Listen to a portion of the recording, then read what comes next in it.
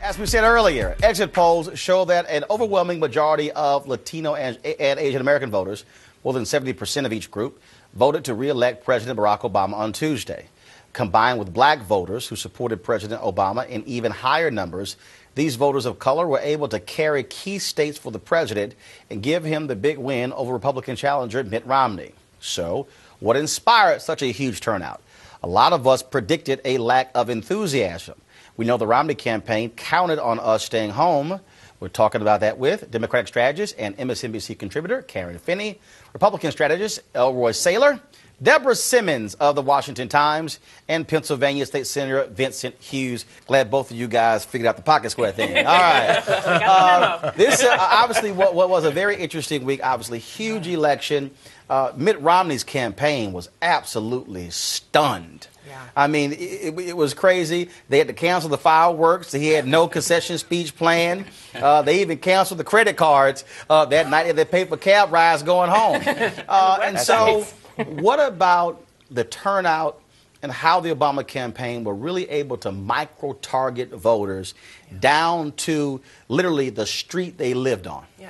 You know, I'll tell you one thing that's so interesting about this, right? The Republican spin now is, oh, it was the spending on television ads and all these other things. Here's the truth. We copied the Rove model after 2004. That's part of what Howard Dean was building in 2005. That 50-state strategy. The 50-state strategy, but also the sort of technological underpinnings that was called neighbor to neighbor, that then became the Obama strategy that they just blew out and basically understood that you have to reach voters where they are. You have to know exactly who they are, what they care about, and communicate with them on the issue that they care about. So you need to understand what issue is it that's going to get that person motivated to get out and vote. And you've got to have that constant communication. And I got to tell you, I mean, you know, you had Cornell on the show earlier.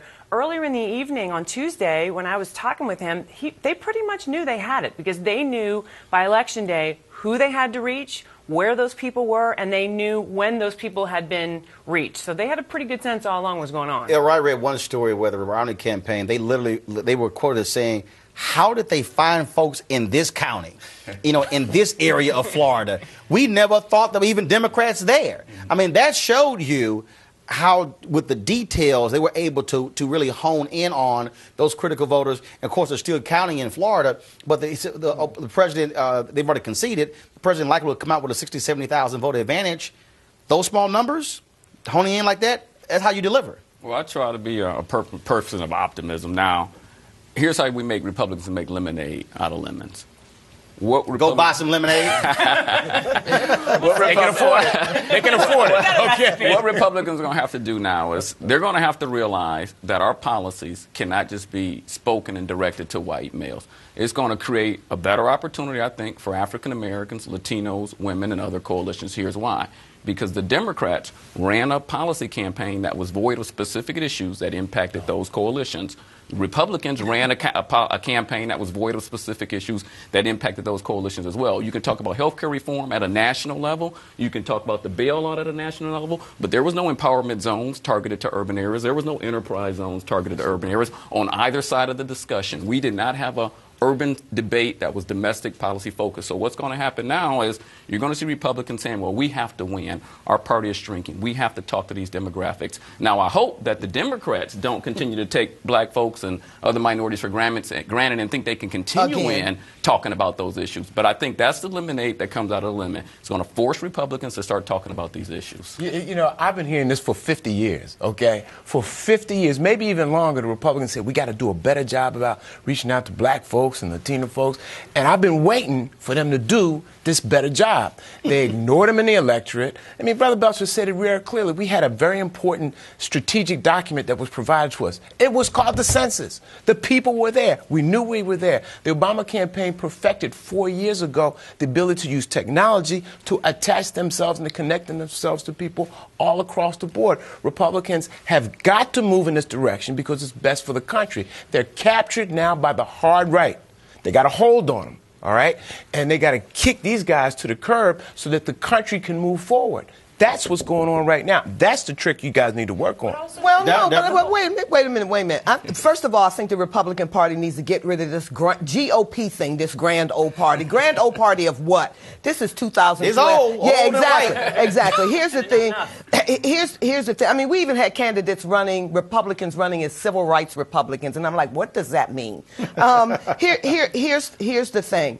President Obama and John Boehner are, because legislation on everything that needs to be done right now concerns a dollar bill, and those issues have to start in the House. But here's the deal. And we talked about Obama has to pay attention to what he's doing for the 40 million black folks in this country, and that's the almighty dollar. Karen, I wanted to, first of all, no matter how you slice it. When we talk about this election, when you look at the ability to win, the Obama campaign also were very smart, I believe, in understanding what resonated in Colorado, what resonated in Nevada, what resonated in Ohio, what resonated in Florida.